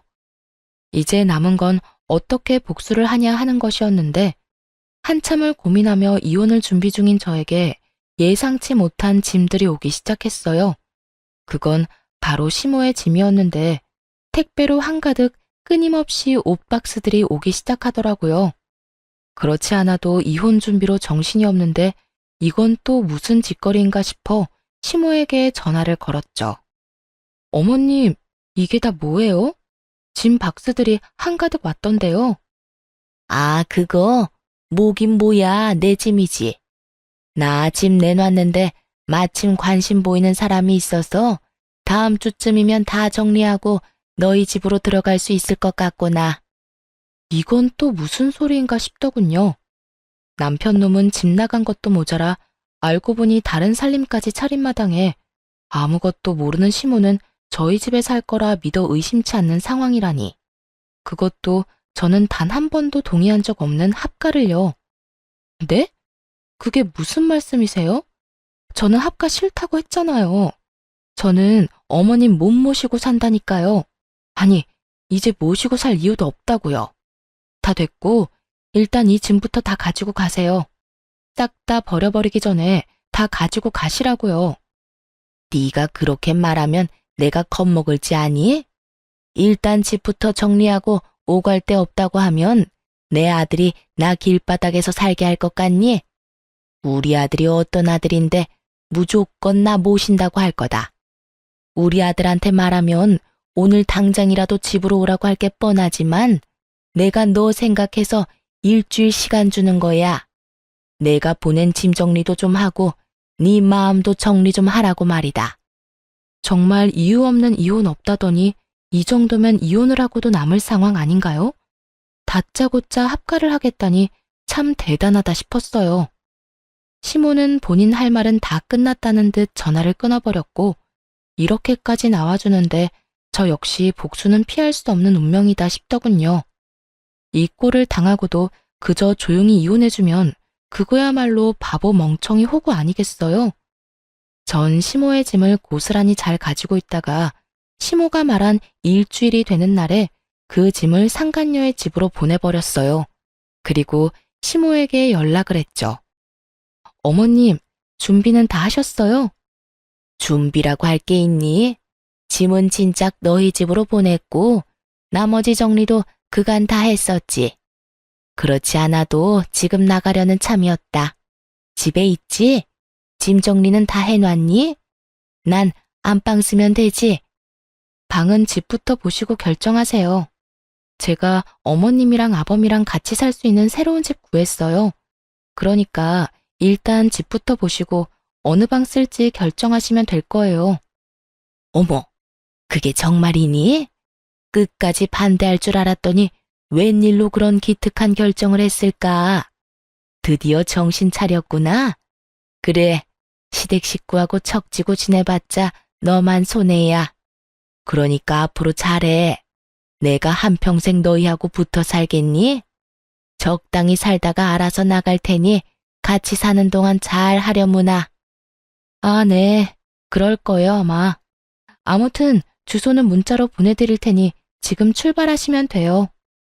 시모는 신난 어린아이처럼 들뜬 목소리로 답하더니 전화를 끊어버렸고, 저는 시모와 전화를 끊자마자 상간녀의 집 근처로 가서 시모를 기다렸어요. 얼마나 기다렸을까요? 시모가 택시에서 내리더니 빌라로 들어서더군요. 이내 많이 당황한 듯 허겁지겁 뛰어내려오는 시모의 뒤로 옷을 입다만 남편놈과 상간녀가 내려오더라고요. 엄마, 잠시만, 내 이야기 좀 들어봐. 나중에 이야기해. 지금은 이 엄마가 너무 놀라서 그래. 아니, 엄마, 잠시만. 여긴 어떻게 알고 온 거야? 누가 알려줬어? 그리고 저 짐들은 또 뭐고? 네 마누라가 나랑 같이 살 집 구해놨다고 택시 불러줘서 왔어. 내가 너희 집으로 보낸 짐도 곧 이리로 온다고 했다고. 그런데 여기에 네가 웬 여자랑 그러고 있으니 이 어미가 얼마나 놀랐겠어? 집사람이? 그럼 집사람이 여길 알고 있단 말이야? 아니, 내가 바람 피운다는 걸 다 알고 있었단 말이야? 그렇겠지. 그러니까 여기로 날 보냈겠지. 이 녀석아, 아무리 네 마누라가 싫다고 해도 바람을 피우면 어쩌자는 거야. 그것도 저렇게 어린 여자랑. 엄마, 어려도 그 여자보다 생각이 깊다고. 내가 그 여자한테 엄마 모시자고 하니까 절대 안 된다고 난리를 쳤는데 수진이는 당연히 모셔야지 뭘 그렇게 당연한 소리를 묻냐고 하더라니까. 그게 정말이야? 그럼. 수진아, 네가 말해봐. 너 우리 엄마 모시고 살 수 있다고 했지? 그럼요, 어머님. 저는 오빠가 그 여자랑 헤어지고 저한테 와주기만 하면 뭐든 할 수 있어요. 그리고 남편 부모님은 제 부모님과 마찬가지인데 모시고 사는 게 뭐예요? 그냥 같이 사는 거죠. 그렇지 않나요, 어머님? 상간녀의 말에 시모의 입이 귀에 걸리는 것이 멀리서도 한눈에 보이더군요. 세 사람은 이내 화기애애한 분위기에서 뒤늦은 통성명을 하는가 싶더니 이내 제 욕을 해대기 시작하더군요. 그나저나 그년 때문에 엄마가 얼마나 놀랐는 줄 아니? 그냥 상황 설명을 해주면 되지 왜 그런 거짓말을 하고 그런데? 내가 뭐 내 아들 바람났다고 하면 우리 수진이 머리채라도 뜯어줄 거라 생각했는가 보지? 그러니까 그 여자가 그렇게 독하고 영악한 구석이 있다니까? 내가 괜히 조광지 쳐버리고 수진이랑 살림 차리고 살고 있었겠어? 엄마 못 모신다고 눈알 뒤집고 나한테 따지고 드는데 아주 오만정이 다 떨어졌어. 어머님, 저도 오빠한테 이야기 들어보니까 그 여자랑 오빠랑 계속 살았다간 부모와 자식 간에 영 끊어지는 건 물론이고 오빠 기도 못 펴고 살 것 같더라니까요. 이야기 듣는 내내 불쌍해서 혼났어요.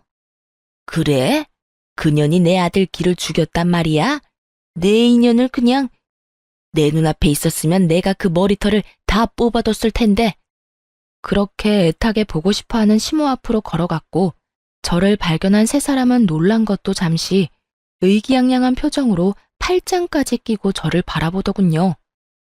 내 인연, 네가 우리 아들 길을 그렇게나 죽여댔다며? 어디 여자가 하늘 같은 남편 길을 죽이고 난리야? 네 친정에선 그렇게 가르치더니? 그럼 어머님은 아들한테 조광치 쳐버리고 바람이나 피우고 다니라고 가르쳤어요? 아님 보고 배운 건가? 혹시 돌아가신 아버님이 바람기가 있었나요? 그렇지 않고서야 어쩜 저렇게 당당하게도 바람을 쳐 피울 수가 있는 건지 도무지 제 상식으론 이해가 안 돼서요. 네가 감히 누구 앞에서 그딴 말을 짓거리는 게야? 안 되겠다. 너 당장 이혼하거라. 내가 그간의 정을 생각해서 너 이혼녀만큼은 만들지 않으려고 했는데 너 하는 꼴을 보니 도무지 안 되겠구나. 아, 그러니까 지금 저는 내쫓고 새로운 며느리 받아서 알콩달콩 잘 살겠다. 이 뜻인가요? 그래. 너와는 달리 우리 수진이는 날 모시고 산다고 하더라. 아니, 같이 사는 거라고 하는구나. 나이는 어려도 너보다 생각 깊은 게 네 눈에도 보이지 않니? 어찌되었든 조용히 이혼하거라. 뭐, 소송이니 위자료니 시끄럽게 굴지 말고.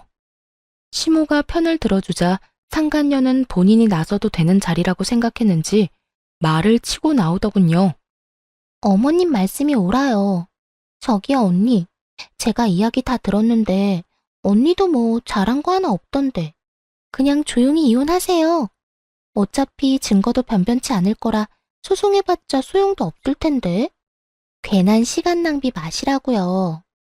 뭐 이대로 물러나주면 오빠가 위로금으로 한 500만 원은 줄 수 있다고 하던데. 그 돈이라도 받아서 떨어지라고요.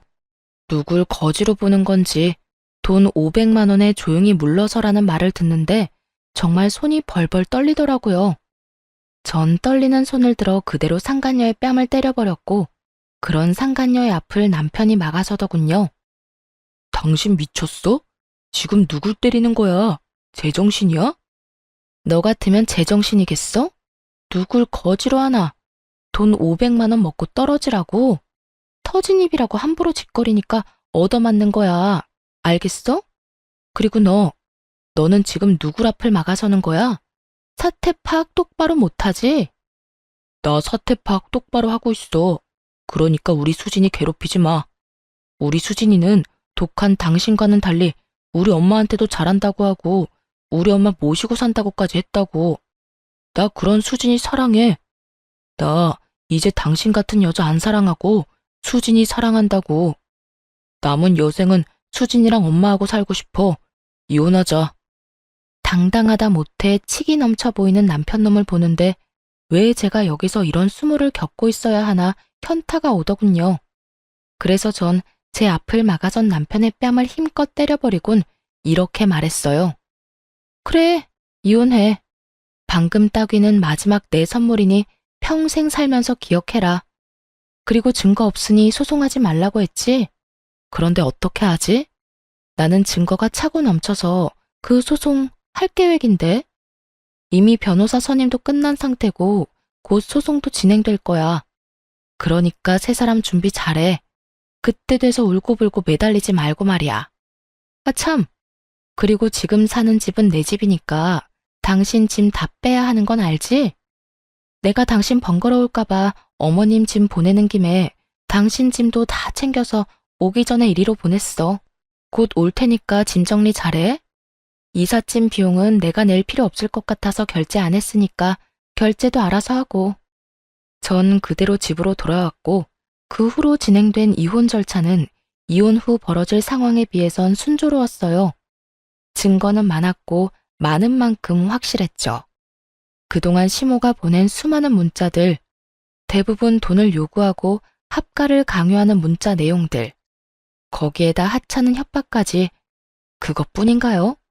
전화녹음 파일 등도 증거로 쓰이며 시모 역시 위자료 지급을 피할 수 없었고 상간녀는 말하면 입 아픈 수순으로 위자료를 지급하게 되었습니다. 그렇게 이혼을 하고 난 후 이혼 사실이 전 남편의 회사에 퍼지며 상간녀와의 외도 역시 소문이 파다하게 퍼졌다고 하더라고요. 그간 티를 얼마나 내고 다녔으면 다들 그럴 줄 알았다며 놀라지도 않았다고 해요. 그 소문이 직원내뿐 아니라 회사 윗선까지 퍼져 상간녀가 먼저 회사를 그만둔 후 결국 전 남편까지 손가락질을 견디지 못하고 회사를 그만두게 되었다고 들을 수 있었어요. 그렇게 이혼만 하면 다 끝이라고 생각했는데 그때부터 지긋지긋한 상황이 시작되더군요. 처음은 상간녀였어요. 이혼을 하고 잘 지내고 있는데 핏기 하나 없는 얼굴을 한 상간녀가 찾아왔더라고요. 무슨 일이에요? 앞으로 두 번 다신 볼 일 없을 줄 알았더니. 그러게요. 저도 두 번 다신 볼 일 없을 줄 알았다고요. 다 됐고 당신 남편이랑 당신 남편 엄마 좀 다시 데리고 가세요. 난 도저히 더는 그딴 인간들이랑 못 살겠다고요.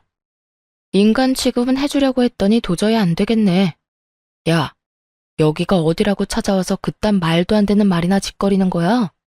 좋다고 뺏어갈 때는 언제고 이제 와서 뭐? 다시 데리고 가라고? 내가 미쳤니?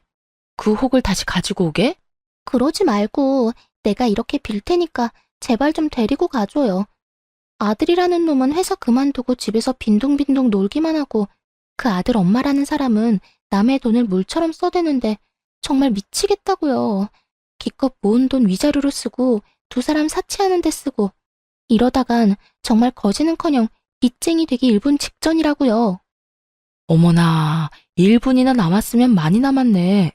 그 남은 시간 여기 와서 낭비하지 말고 지금이라도 도망쳐. 나한테 와서 이래라 저래라 이상한 소리 짓거리지 말고. 내 집인데 내가 왜 도망을 쳐요. 그러지 말고 그쪽이 다시 데리고 가주면 안 돼요? 머리가 돌이니? 아님 머리가 장식이야? 싫다는데 왜 계속 같은 말을 시키는 거야? 난 분명 싫다고 했고 또 똑같은 문제로 찾아와서 괴롭히면 경찰 부를 테니까 그런 줄 알고 꺼져. 당장 꺼지라고. 전 소리를 질러버렸고 그럼에도 상간녀가 돌아가지 않아 굵은 소금을 가지고 와 머리 위로 죄다 쏟아부어 버렸어요. 그렇게까지 당한 상간녀는 다신 찾아오지 않았고 두 번째는 전 남편의 차례였죠. 전 남편은 전화였는데 다 죽어가는 목소리를 한 전 남편은 제가 전화를 받자마자 울고불고 하며 매달리기 시작하더군요. 여보, 잘 지내? 난 못 지내. 나 당신이 너무 보고 싶고 당신이랑 함께하던 그 시절이 너무 그리워서 죽을 것만 같아. 왜? 그 집에서 결국 쫓겨났니? 그렇게 사랑한다고 난리더니 그 사랑도 별 수가 없었나 봐. 그래서 다 쫓겨나고 거지꼴 되고 나니 내 생각이 났어? 그래서 이렇게 울면서 나한테 전화한 거니? 쫓겨난 게 아니라 내 발로 나온 거야. 당신이 너무 그립고 당신이 너무 보고 싶어서. 그년 그렇게 효녀인 척은 혼자 다 하더니 알고 보니 진짜 계산적이고 이기적인 년이었더라고. 그래서 깨닫게 됐어. 세상에 당신 같은 여자 또 없다는 거 말이야. 그래서 말인데 앞으로 내가 정말 잘할 테니까 우리 다시 재결합하면 안 될까? 난 당신만 있으면 다시 시작할 수 있을 것 같아. 가정도 잘 지키고 취업도 성공하고. 그러니까 제발 우리 함께했던 세월을 생각해서라도 한 번만 나 받아줘. 내가 정말 잘할게. 너 같으면 그게 되겠니? 되겠어? 나 이제 너 안 사랑해, 아니? 사랑은 둘째 치고 밉지도 않아. 무슨 감정이 남아야 밉기라도 하지. 그러니까 똥 싸는 소리 하지 말고 두 번 다시 연락하지 마. 너랑 전화통 붙잡고 있는 시간도 아까우니까. 저는 그대로 전화를 끊어버리곤 전 남편의 전화를 차단해버렸어요. 혹시 몰라 전 시모의 전화도 차단해버렸고요. 그렇게 끝일 거라 생각했는데 끝이 아니더라고요. 네, 맞습니다. 끝판대장 시모의 등장이 저를 기다리고 있더군요. 다 차단을 해버리고 난 후 며칠이나 지났을까요? 거짓골을 한 시모가 회사 앞에 기다리고 있더라고요. 며칠을 씻지 못한 것인지 머리에 기름기가 흘렀고 이상한 냄새까지 풍기고 있었어요. 여기까진 무슨 일이세요? 아가야, 나 좀 살려다오. 아가라니요. 저 이혼한 거 잊었어요? 남의 회사 앞에서 이러지 말고 할 말 있으면 빨리 하세요. 저 피곤해요. 그래, 그래야지.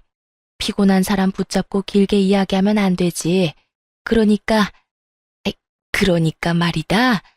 아가, 나 좀 데리고 살아주면 안 되겠니? 이건 또 무슨 염치도 양심도 없는 말인가 싶었어요. 전 남편만이라도 데리고 살아달라도 아니고 전 시모를 데리고 살아달라니. 네? 제가 지금 잘못 들은 것 같은데, 그러니까 아줌마를 데리고 살아달라고요? 이제 나랑 아무런 상관도 없는 아줌마를요? 아줌마라니. 그래도 내가 한땐 네 시험이었는데 아줌마는 너무 심하지 않니? 아니다, 아줌마. 맞지, 그래. 그깟 호칭이 뭐가 중요하겠니? 다 됐고, 네가 똑바로 들은 게 맞아. 나 좀 데리고 살아주면 안 되겠니? 글쎄, 나 그 집에서 쫓겨났단다. 그나마 집 한 돈은 가지고 있었는데, 글쎄 아들이 사업이라도 해보겠다고 하더니 그 돈을 도박으로 다 날렸다지 뭐야. 그게 어떤 돈인데. 그래서 집에서 쫓겨나고 원수 같은 아들놈마저 날 버리고 내가 오갈 데가 없어. 이러면서 대성통곡을 하기 시작하는데 기가 막혀 말도 안 나오더라고요. 얼마 남지 않은 부모 노후 자금 가지고 도박을 해 다 날려버린 남편놈은 전 시모를 버리고 도망을 가버렸고 그런 것도 아들이라고 이러지도 저러지도 못하고 거짓골로 지내다 저에게까지 찾아온 전 시모라니. 아무리 복수를 꿈꾸긴 했었지만 이렇게까지 망가진 걸 바란 것은 아니었는데 참 안타깝기도 불쌍하기도 했어요. 그렇다고 제가 책임질 정도의 감정은 아니었고요. 한참을 대성통곡을 해대던 시모는 힐끔 제 눈치를 살피며 제 손을 잡으려고 했고 전 그런 시모의 손을 쳐내며 이렇게 말했습니다. 이제 할 만큼 다 했어요. 사연팔이도 다 했고 불쌍한 척도 그 정도면 연기대상급이었고 눈물도 좀 뺐으니 할 만큼 다 한 것 같은데 더 할 게 남았나요? 사연팔이? 너 무슨 말을 그렇게나 심하게 하니? 아무리 네가 나한테 감정이 좋지 않다고 해도 내가 한때는 네 시험이었는데 그렇게까지 말하는 건 좀 아니지 않니? 한때는 절 죽어라 괴롭혔던 시어머니였으니까 이렇게까지 하는 거예요. 아직 그걸 모른다니 참 유감이네요. 뭐라고? 내가 널 언제 죽어라 괴롭혔다고 그러니? 모른다니 그것 역시 유감이네요. 하여튼 전 아줌마랑 같이 살 생각 전혀 없고요. 땡전 한 푼 도울 생각은 더더욱 없으니까 다신 찾아오지도 찾지도 마세요. 그러게 있을 때 좀 잘하지 그랬어요? 나한테 아줌마가 조금이라도 다정하게 대해줬으면 그간의 정을 생각해서라도 찜질방 비용 정도는 줬을 텐데요. 제 말에 약이 오를 대로 오른 시모는 태세를 바꿔 제 머리채라도 잡아보고자 저에게 달려들더군요. 하지만 그런 시모를 예상했던 저는 시모의 팔을 확 잡아 밀쳐버렸고 그 자리에서 경찰을 불러버렸어요. 제가 그렇게까지 할 거라 예상하지 못한 시모는 혼비백산이 되어 주랭랑을 쳐버렸고요. 시모의 주랭랑을 마지막으로 지긋지긋한 인연과도 작별을 하게 되었습니다. 끝날 때까지 끝난 게 아니라고 하더니 이번엔 정말로 끝이 났더라고요. 그 후로 저는 일상을 즐기며 잘 살고 있어요. 주말엔 취미생활도 하고 그간 만나지 못했던 친구들도 만나며 아주 알차게 보내고 있어요. 비정상적인 시모와 남편의 외도. 둘 중 한 가지만 경험했어도 학을 떼게 됐을 이혼 사유 두 가지를 다 겪고서 이혼을 한 터라 결혼에 대한 생각은 전혀 하지 않고 있습니다. 시간이 지나고 지금 느끼는 감정이 무뎌지면 또 어떻게 될진 알 수 없는 일이지만 현재까진 그렇네요. 혼자 온 세상 혼자 잘 즐기고 살다 남에게 피해 주지 않고 가는 것도 꽤 멋진 삶이 될 수도 있다는 생각이 들어요. 그만큼 지금 혼자 지내는 저만의 삶에 만족할 뿐더러 더없이 행복하답니다. 처음 이혼을 했을 당시엔 제 탓도 했던 것 같아요. 그때 제가 시모를 받아들였다면 그때 제가 시모에게 더 잘했더라면 하면서요. 저도 참 바보 같지 않나요? 그만큼 이혼이라는 것이 심적으로 저를 힘들게 했고 저를 흔들어대곤 했습니다. 하지만 그것도 시간이 지나니 상황을 똑바로 직시하게 되었고 그 모든 것엔 저의 잘못이 없다는 것을 깨달았어요. 그러고 나니 제 인생이 즐겁고 행복해졌고요. 제가 단단해진 만큼 앞으로 남은 제 삶은 더욱 행복하겠죠? 이로써 저의 사연은 끝이 났습니다. 끝까지 응원해주시고 함께해주신 모든 분들 감사합니다.